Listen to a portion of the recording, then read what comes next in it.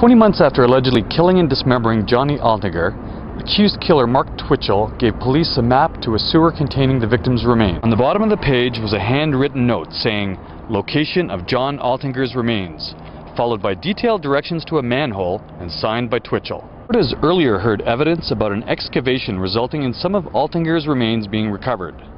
A pathologist testified about half of the bones typically seen in a human body were found in the sewer. Missing was the skull, the limbs, and all of the identifiable human organs.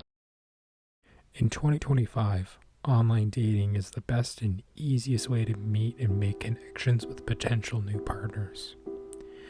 Whether it's a one-night stand or something more serious, these dating apps cater to many different personalities and to all different walks of life.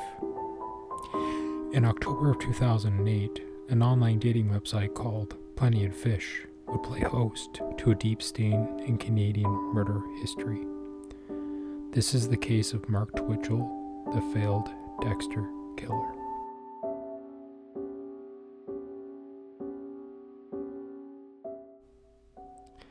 Back in the mid to late 2000s, things like Facebook, MySpace, and YouTube were just starting to pioneer the way our society would approach social networking and opening a whole new world for people to explore.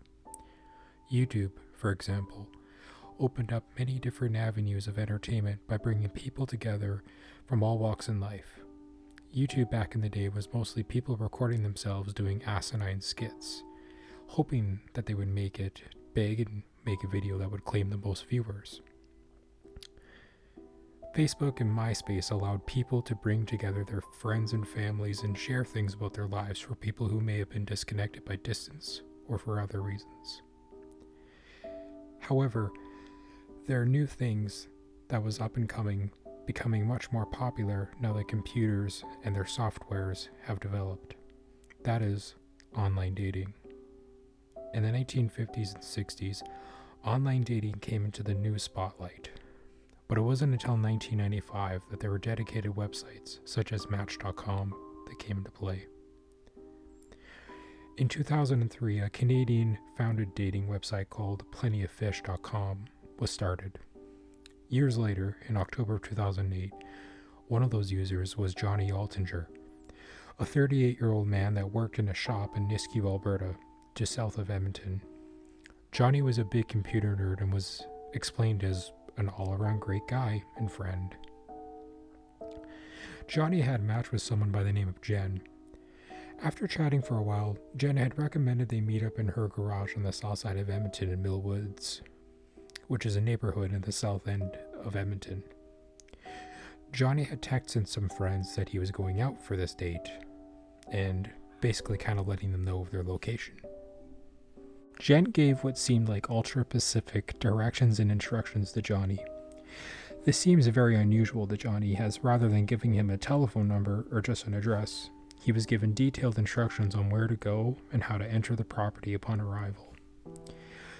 He got to the alleyway as he was directed to turn down and found the double-wide garage. He got there 50 minutes earlier than what they agreed upon, and Johnny kind of thought that maybe if he'd went and surprised Jen, maybe she would have been keen to see him. However, upon entering the garage, there was a man inside, and when he looked around, half of the garage was partially covered in plastic sheeting from the floor to the walls to the ceiling. The stranger explained that the garage was just a movie set and that he was just using it to film. The stranger told Johnny that Jen would be there in about 20 minutes and just to come back. Johnny waited the 20 minutes and Jen never showed. The stranger in the garage came out and said, "Hey man, she's stuck in traffic, it wouldn't be coming." Johnny went home feeling a little low about this potential date not happening. He sent a message asking what happened, and he received a reply saying, "Hey, I'm back. Come on back." So Johnny went back for a third time. This time, Johnny walks into the garage. Johnny was hit by a metal pipe all of a sudden in the back of the head. Whoever had hit Johnny then stabbed Johnny with a knife in the stomach and then into the throat. leaving Johnny to bleed out onto the floor. Johnny had died believing that he was going to find a potential partner, someone who may have completed another side of his personality, someone that would deeply care for him. Days following Johnny's death, John's email sent out emails that were auto-responding stating that he had met a girl and that he was leaving to Costa Rica. It wouldn't be back until December 10th of 2008. It's stories like this that made the internet dating all the more anxiety-inducing and dangerous at the time. Even today, there's not many safety nets. It wasn't just a place to find love or connections, but for predators to hunt. There are many stories that also go unreported due to embarrassment, stigma, or just tossed aside as a, quote, bad date. For 33-year-old Jill, a recently divorced casino security guard, he had hopped on a plentyoffish.com, hoping to find a not-so-temporary wound for his divorce. He matched with someone by the name of Sheena. She seemed like a catch. Again, Jill and Sheena agreed to meet the same night. Sheena gives these altered descriptive directions to her on how to get to the garage in Millwoods. Jill doesn't really think much of it. He had also not told anyone where he was going. He arrives at the double-wide garage, and he enters the garage. The garage was half opened, and he entered the garage and was quickly attacked by an unknown assailant. He was attacked by a stun gun and was held at gunpoint as a struggle ensued. Jill also realized very quickly that the gun that this attacker was holding was fake, and also managed to get a quick look at the assailant. This assailant was wearing a black goalie mask with gold stripes on the side. In a last-ditch effort to escape, he hit the ground and crawled out of the garage. Jill had crawled for a fair distance and had stumbled across a couple going for a walk. They had thought that this was somehow a scam. Realizing the couple wasn't going to help him, he looked behind him and realized that his attacker had disappeared. So what did Jill do? Well, he wasn't going to really attempt to find out who this attacker was, so he had got back in his car and drove away. Jill did not report this to the police.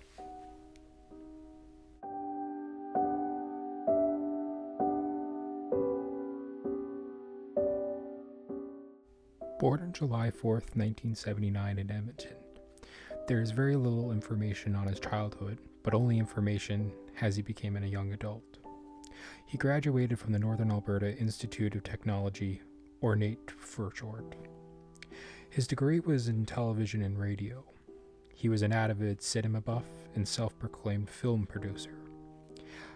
He had an obsession with the TV show Dexter.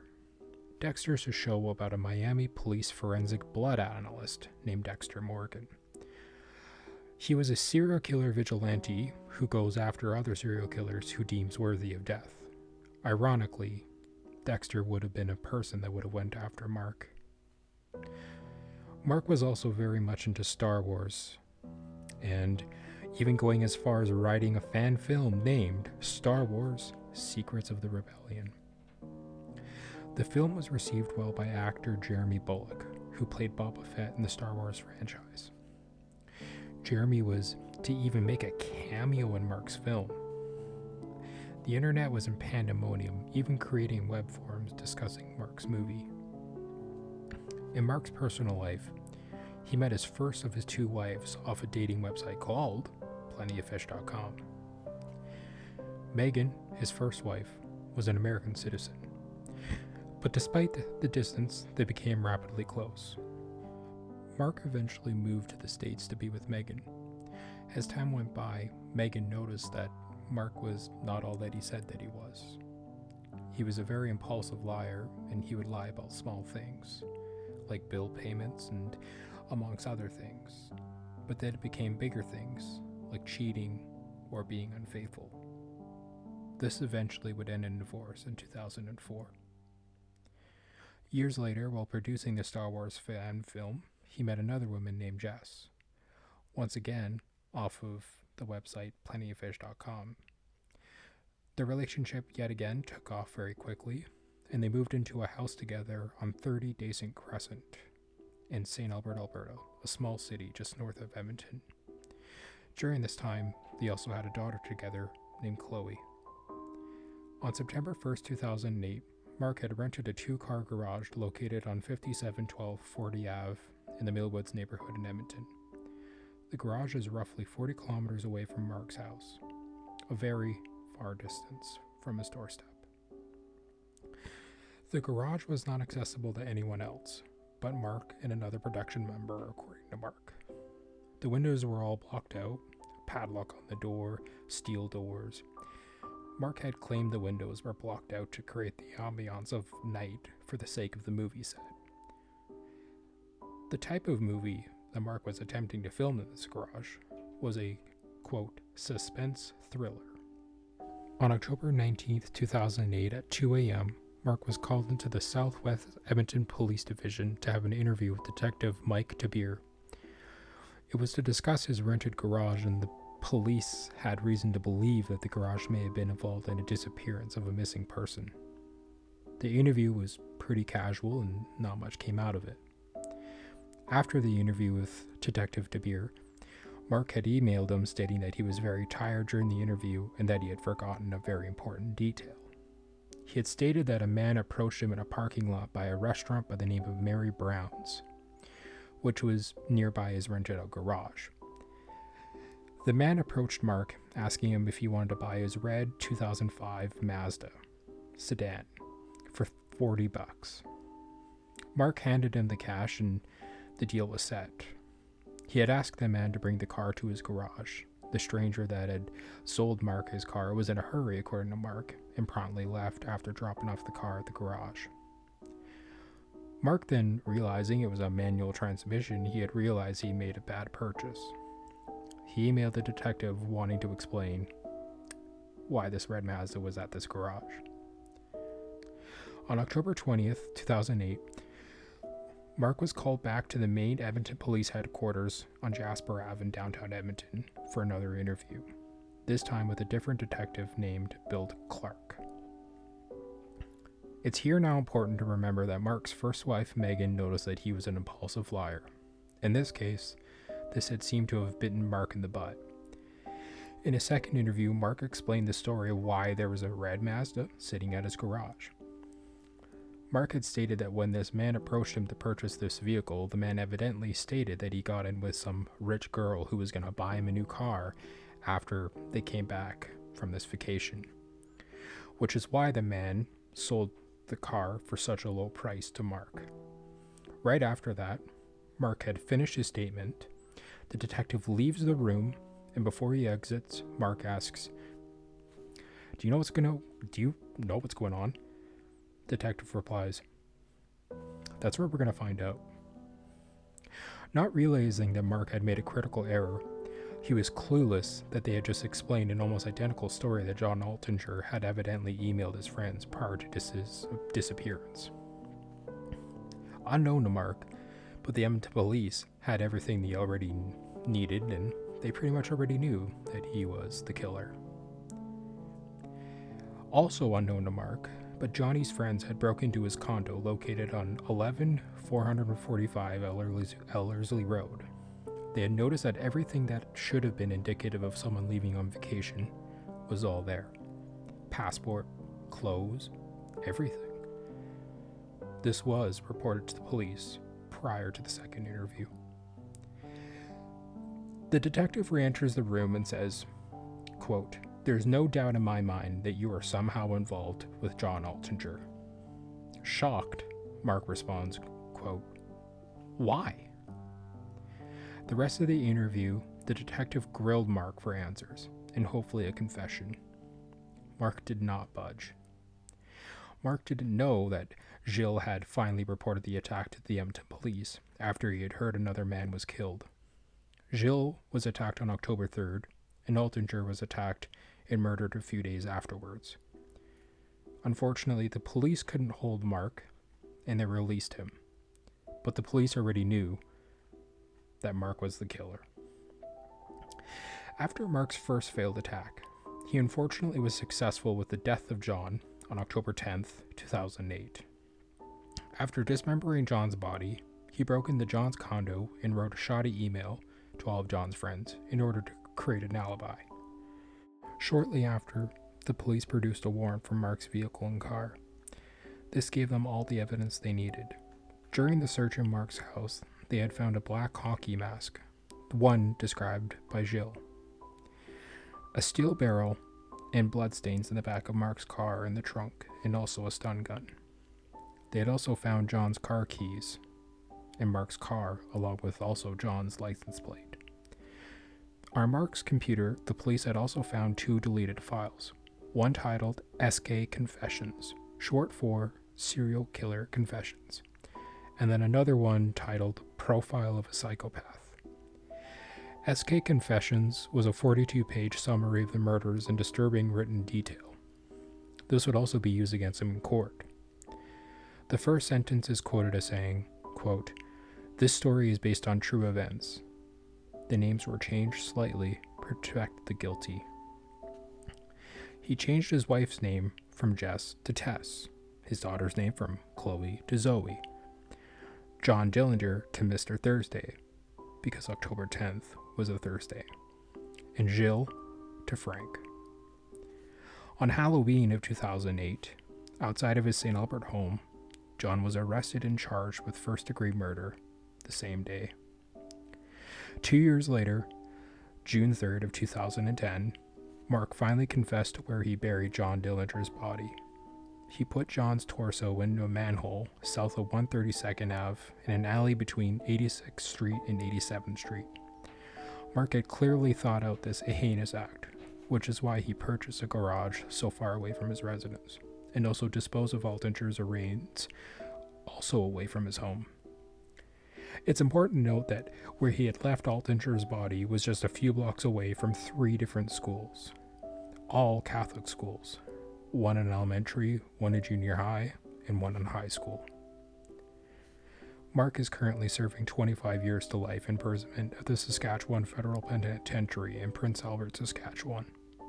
It is also said that Mark had purchased all seasons of the TV show Dexter and watches them while serving his sentence. Hey everyone, it's Melodite, and this video has been long overdue. I had friends and family that actually watch my channel kind of like ask me like, oh, what happened, like where have you been, you know, like, oh, you know, like the videos you posted are really, really good. And I guess, you know, like I could point a few fingers at why I originally kind of lost interest. Partly due to COVID ending was the big one, but another one was the last video I uploaded was June of 2021, and it is now April of 2025. Holy crap. So if you're looking at your screen right now, you'll see a picture of my grandmother. She passed away today 3 years ago, and so this video goes out to her. 3 months after she passed is when I uploaded my last video, and it was partly because I wasn't dealing with her death right, and I never really allowed myself to process it. It took a long time until like I even really started crying, I guess. And even at her funeral, I had family members approaching me saying you should post another video soon, and yeah, I really enjoy listening to them. And at the time, you know, I don't know, I guess it just was really emotionally numb to everything. And so I kind of wanted to take a few minutes and talk about my grandma, and you know, I know this isn't very normal on my channel, and it might be a little candid or too candid, but so my grandma was born in 1943 in northern Alberta, in a little hamlet called Blue Sky, and lived on a family farm just outside of this little hamlet. Eventually she found my grandpa. He was 15, she was 13. They had their first kid in a small little town city called Fairview. It's just directly north of another big city called Grand Prairie. Don't be confused with Grand Prairie, Texas. Grand Prairie, Alberta, Canada. But after they had their first kid, they'll have 2 more after this one. They moved to Edmonton, where my grandmother went to nursing school. She was what's called a licensed practical nurse. These days, that's 2 years of university. Back then, I'm not too sure how much that would have been. Sorry, how long. My grandfather was kind of a jack of all trades. He was an electrician, kind of a mechanic. Like, he was just very, very handsy. He was really good with his hands. And after they had their second kid, I believe that's when they were finally out in BC, in British Columbia. They moved to a small city called Maple Ridge, and yeah, that's kind of where I guess that story ends. My dad came along at some point later. I'm trying not to give like too much information here, just kind of the general story. And my grandma died in March of 2021, give or take. She went into the hospital, and she fell, and she developed a brain bleed, and that's the story I was told, at least. I've heard a couple of different versions of it by now, and it's just now the fact that she is passed, and that's what I'm left with. So anyway, yeah, I'm sorry for being gone for so long, and I'm really, really hoping that this video kind of does okay and reaches to someone or something. But anyway, hope you guys enjoyed the video. I'm back for now. Please join the campfire. Bring some cookies along, please. I prefer peanut butter chocolate chip. Yes, there are chocolate, peanut butter, literal chocolate chips. I want that, please. I mean, you can make peanut butter cookies and then put peanut butter chocolate chips in them, if you feel like being that evil. Anyway, hope you guys enjoy it, and have a great Friday. And I love you, Grandma, and thinking of you every day.